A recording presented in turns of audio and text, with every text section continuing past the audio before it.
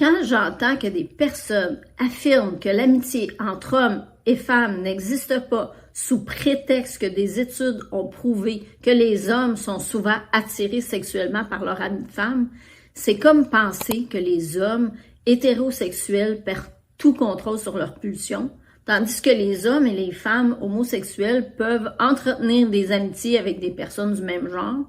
Donc, être hétéro voudrait dire être un homme de Cro-Magnon. Et que seulement les homosexuels et les bisexuels ont évolué. C'est aussi comme dire que les personnes sont scandalisées lorsqu'elles découvrent que quelqu'un éprouve du désir pour elles. Je vous rappelle que ce qui détermine notre attirance sexuelle envers une personne repose principalement sur deux aspects. Les facteurs biologiques, les hormones puis les phéromones, et les facteurs psychologiques comme notre instinct de reproduction.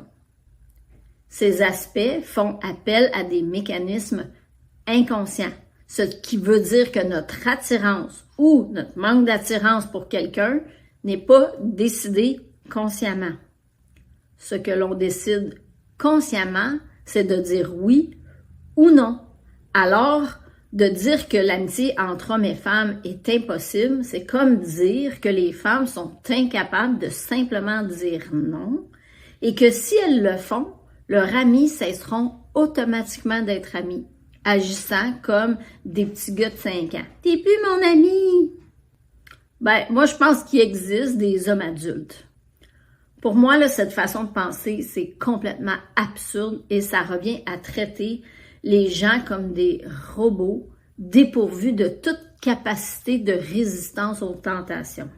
Même si j'ai envie de dévorer un énorme morceau de gâteau tout seul, je le ferai pas parce que je le sais qu'après, je vais me sentir mal.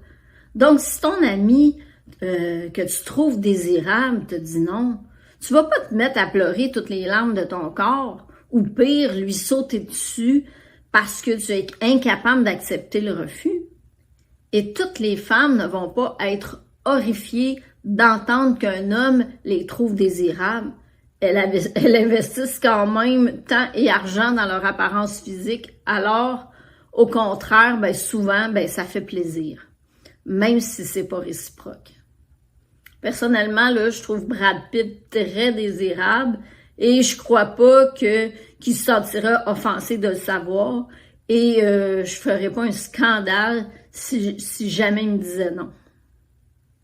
Je tiens à vous rappeler qu'on n'est pas des animaux. Nous avons 3 cerveaux, le cerveau reptilien, le cerveau limbique et le néocortex. Le cerveau limbique, c'est le siège des émotions et le néocortex, lui, il les maîtrise, ces émotions-là.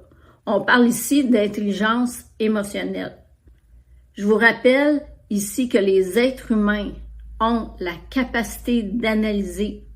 La très grande majorité des hommes sont capables de prendre le contrôle sur leurs émotions et de se détacher des prédispositions biologiques et instinctives, ce qui apporte une maîtrise de soi et une adaptation de nos réactions aux stimuli qui nous entourent.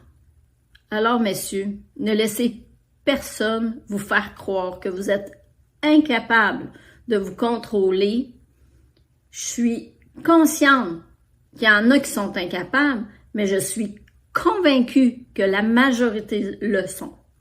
Alors moi, je dis oui à l'amitié homme-femme et même quand on est en couple, suffit seulement de développer son intelligence émotionnelle. Écris-moi si jamais tu n'y arrives pas seul.